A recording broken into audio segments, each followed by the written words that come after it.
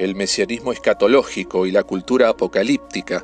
han sido asuntos que mantuvieron desvelados a Occidente por más de 2000 años. La tradición judeo-cristiana no solamente espera un Mesías que restaure a cero a la creación, sino que dicho advenimiento desde siempre se sintió como algo inminente, sumamente próximo. La llegada de un Mesías redentor no es algo nuevo, sino que viene esperándose desde el siglo VII antes de nuestra era, en los tiempos del profeta Joel, cuando éste escribió hace casi ya 3000 años: «El día de Jehová está cerca». Y esta expectación fue creciendo progresivamente hasta llegar al siglo I, que ya se había convertido en algo vehemente y fervoroso, no solo en las comunidades judías, sino también en las incipientes comunidades cristianas de no judíos que se habían formado en Asia Menor. Por ejemplo, durante el ministerio de Saulo de Tarso, quien después llegó a ser el apóstol Pablo a las naciones, algunas congregaciones estaban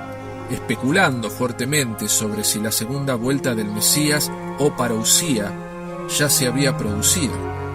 asunto que Pablo interpeló en su segunda carta a los tesalonicenses, ya que muchos afirmaban que la presencia del Señor era inminente, causando considerable disturbio en la congregación. Hasta incluso algunos utilizaron este argumento como un pretexto para no trabajar.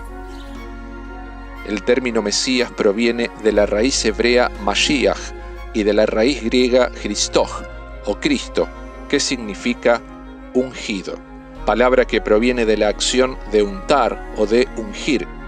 práctica proveniente de tiempos bíblicos y cuyo vocablo se aplicó en el Antiguo Testamento a muchos hombres que recibían nombramientos eméritos como el de rey o sumo sacerdote, o eran nombrados para efectuar cierta misión. Por ejemplo, personajes bíblicos como Saúl, David, Salomón o los patriarcas de la Torá fueron mencionados en la Escritura con este título.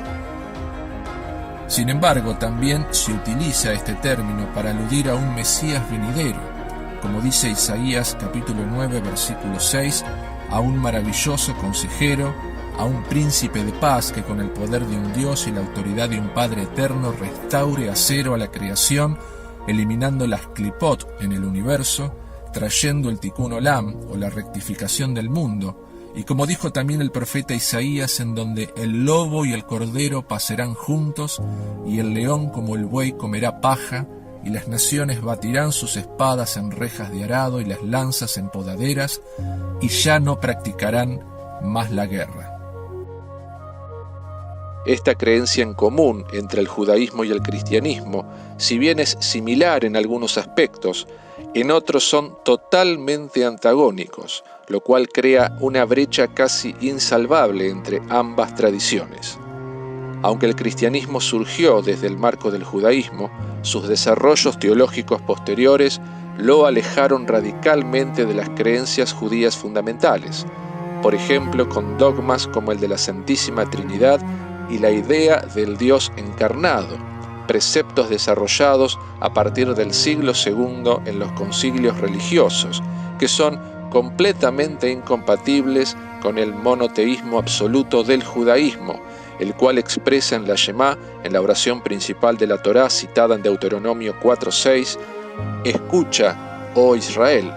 el Señor tu Dios es un solo Señor». Y quizás esta doctrina fue la que sirvió para darle al Mesías o Mashiach dos naturalezas y dominios muy diferentes en las dos vertientes, tanto en la judía como en la cristiana.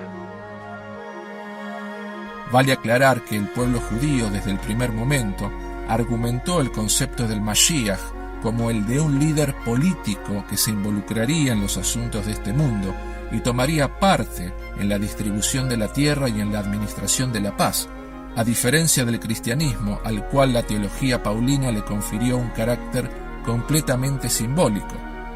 Conceptos que se abarajan, como por ejemplo el de la Nueva Jerusalén, el reino de los cielos o el reino de Dios, la circuncisión del corazón, los 144.000 y hasta incluso el hecho histórico de la destrucción del templo en el año 70, la cual Jesús de Nazaret profetizó que no quedaría de él piedra sobre piedra. Todo esto fomentó la potente creencia cristiana en un Mesías que vino al mundo a cumplir una serie de profecías y que continuaría su misión en el alto mundo espiritual hasta su segunda venida o parousia.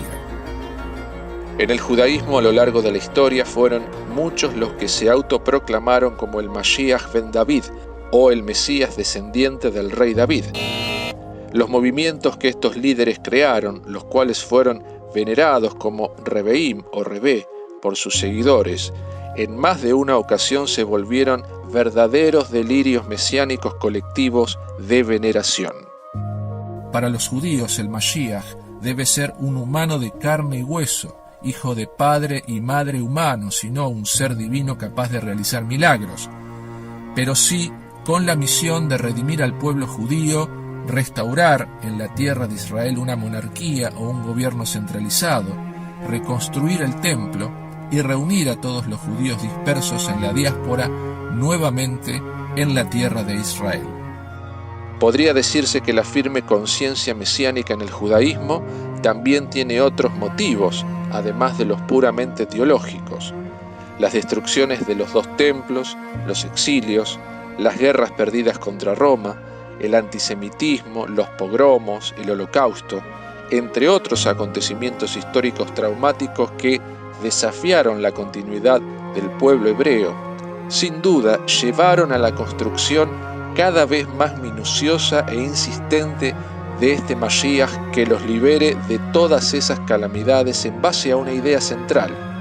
hacer volver el pasado al presente. Así como hubo un pasado glorioso, también habrá un futuro glorioso. Y la única persona capaz de reconstruir de las cenizas esa gloria terrenal de antaño es Mesías el caudillo, como se lo llama en Daniel capítulo 9, versículo 25. Un libertador y un caudillo político y espiritual poderoso, que no solo traiga la paz infinita al pueblo de Israel, sino paz duradera a toda la humanidad. Esa quizás es una de las grandes diferencias entre la teología mesiánica del judaísmo en contraste con la del cristianismo, que es una teología de salvación exclusivista, en donde el creyente se salva, pero dentro de un grupo o colectividad, en donde la gracia de la salvación es solo alcanzada mediante la fe en Jesucristo. Idea que incluso fue sectarizándose más y más con el correr de los siglos, hasta llegar a las innumerables sectas cristianas emergidas en el siglo XIX que se consideraban a sí mismas como la restauración del cristianismo verdadero en tiempos modernos, mientras que las demás confesiones eran todas falsas.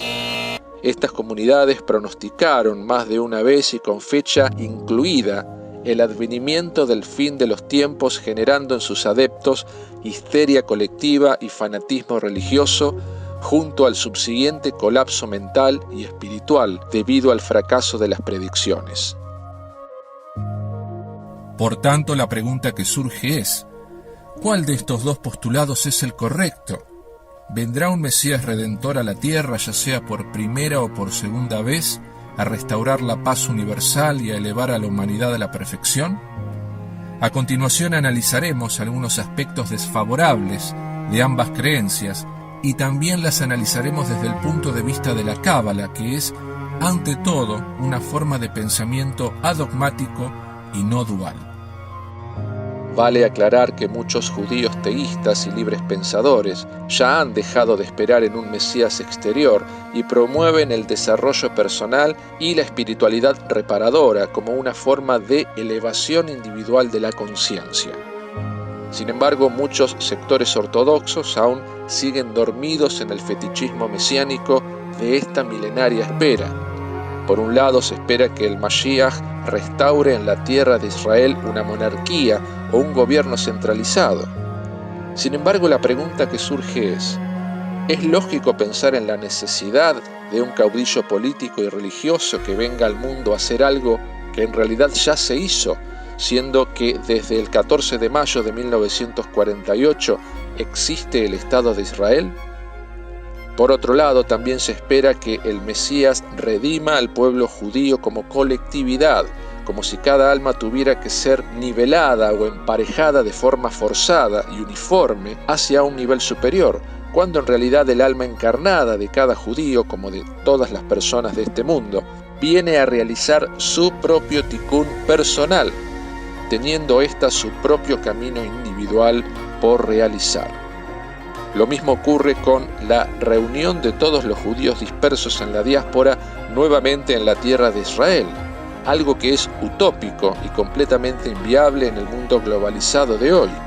Hay judíos que viven en América, en Asia o en los países islámicos, que si bien practican la halajá o la ley judía, también están profundamente arraigados en las culturas y costumbres de los pueblos en que nacieron y se criaron. Lo mismo que la reconstrucción del templo. Es lógico esperar que el Mesías reconstruya el templo cuando en realidad la idea de un Mesías redentor universal comenzó hace casi 3000 años cuando el templo estaba en vigencia. Esto muestra que en realidad el mesianismo judío de tiempos modernos tiene más que ver con una idea colectivista de revanchismo histórico que con la conciencia de esperar un bien mayor por el mismo bien, sin esperar recompensa alguna por ello. ¿Y qué puede decirse de la creencia mesiánica cristiana? Por definición, Mashiach es aquel que erradica el mal de este mundo, y una de las principales profecías mesiánicas es que el Mesías traerá la paz mundial. Ahora, ¿qué ocurrió tras la desaparición de la escena de Jesús de Nazaret? El mal no solamente no fue erradicado, sino que incluso con el correr de los siglos se libraron guerras en el nombre de Jesús. Por ende, la creencia en el Mesías cristiano, desde este punto de vista, es inconsistente. Lo mismo ocurre con el dogma de la parousia, o segunda venida de Cristo, ya que en ningún pasaje de la Biblia hebrea se habla de dos cumplimientos o de dos advenimientos del Mesías, como si existiera uno más pleno y otro menos pleno. Sin embargo, las religiones cristianas milenaristas y restauracionistas afirman que sí existe un texto que apoya esta idea, que es el de Génesis capítulo 3, versículo 15, que es considerada como la primera profecía mesiánica o protoevangelio. En este pasaje, el Creador le habla a la serpiente después de haber inclinado el corazón de la primera pareja humana a desobedecer la orden de Dios de no comer del árbol del conocimiento de lo bueno y lo malo en el jardín del Edén. Y este pasaje dice así: «Y pondré enemistad entre ti y la mujer, y entre tu descendencia y la descendencia de ella. Él te magullará en la cabeza, y tú le magullarás en el talón». Muchos exégetas afirman que la magulladura en el talón representa la muerte de Jesús en sacrificio expiatorio por los pecados del mundo. Una magulladura que en realidad no tiene efectos letales porque es en el talón, o sea, no tiene efectos permanentes, ya que Jesucristo, según la creencia, resucitó a la vida celestial, mientras que la magulladura en la cabeza de la generación de la serpiente sí tendría efectos permanentes, que sería cuando el Satán sea encadenado por 1000 años para luego ser destruido junto a sus huestes. Esta escatología no solo contradice por completo la exégesis que realiza el judaísmo, sino que desde la Cábala es muy simple de refutar. En primer lugar, porque las historias de la Torá no deben tomarse de forma literal como si hubieran sido historias reales, sino que estas historias son un bello envoltorio que resguarda una sabiduría muy profunda para nuestro diario vivir y nada tiene que ver con acontecimientos históricos. La teología paulina afirma en Romanos capítulo 5, versículo 18 que, así como por la transgresión de uno vino la condenación a todos los hombres, de la misma manera por la justicia de uno vino a todos los hombres la justificación de vida. Sin embargo, la sabiduría de la Cábala afirma que ni el mal entró por un hombre ni salió por un hombre, sino que junto a las clipot fue insertado en el sistema por el Creador en el momento de la creación del universo, para que estas limitaciones ayuden al humano a focalizar la energía y a aumentar la intensidad de su tiempo en el plano físico. La mujer y la serpiente de Génesis 3:15 junto a sus respectivas descendencias, en realidad son un código que descubre la naturaleza dual del ser humano y que siempre existirá conflicto en su interior por desarrollar una doble naturaleza, como si se tratara de dos generaciones o descendencias. Por un lado, desarrollar cualidades autodestructivas que llevan a engrosar la esclipot, o bien, por el contrario, desarrollar cualidades piadosas que llevan a elevar el estado de conciencia. La magulladura en el talón en realidad representa las continuas recaídas que tenemos hacia el egoísmo, la envidia, la lujuria, la pereza u otras enfermedades del espíritu. Recaídas que para el alma humana deben verse como temporales, porque la tendencia natural del alma es hacia el infinito, fundirse en la divinidad. Y esa es la magulladura en la cabeza, la cual representa la victoria del alma sobre las bajas inclinaciones, incluso la de almas como la del Satán, que será justamente cuando todos hagan su rectificación personal, polarizando el mal con el bien.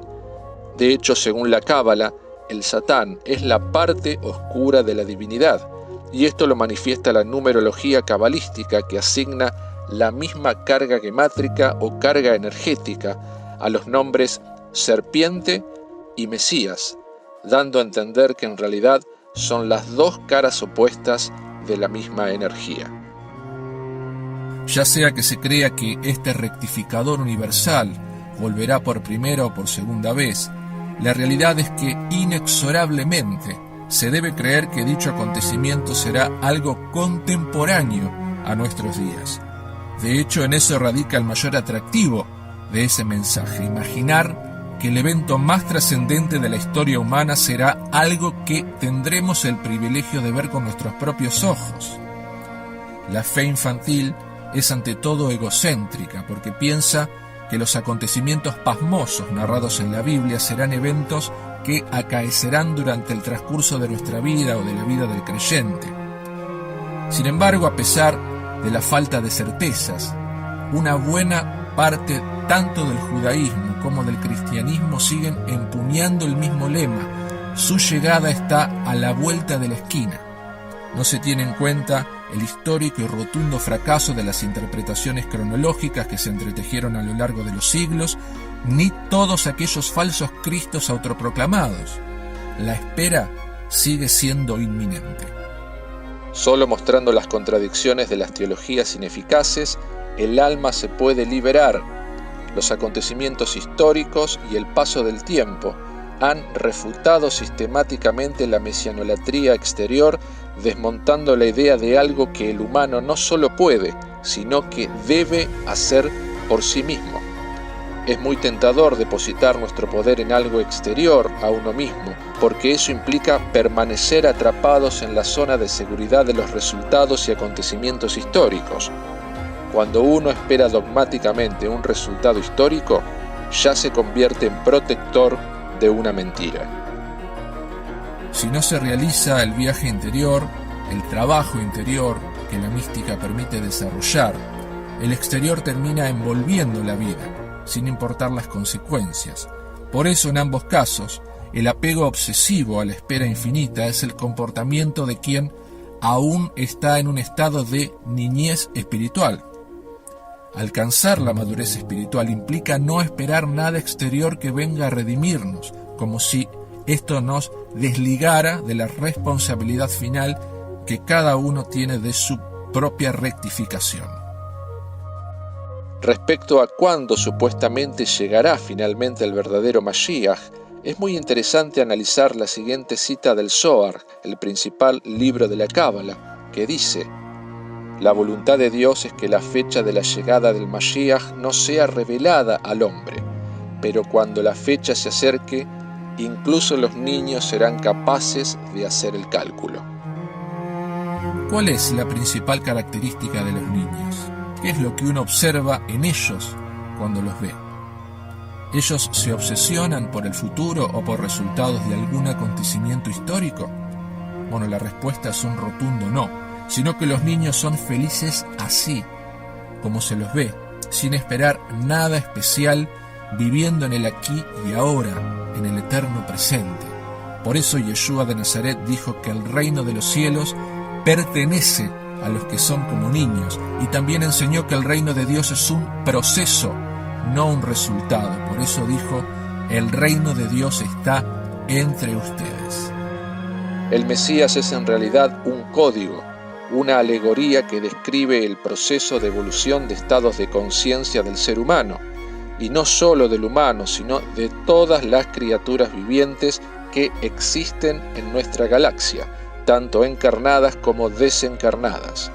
Este Cristo cósmico, como fragmento regente, es un fractal inmanente de la divinidad encargado de la evolución de todas las almas, no solo de nuestro mundo, sino también de miles de otros mundos.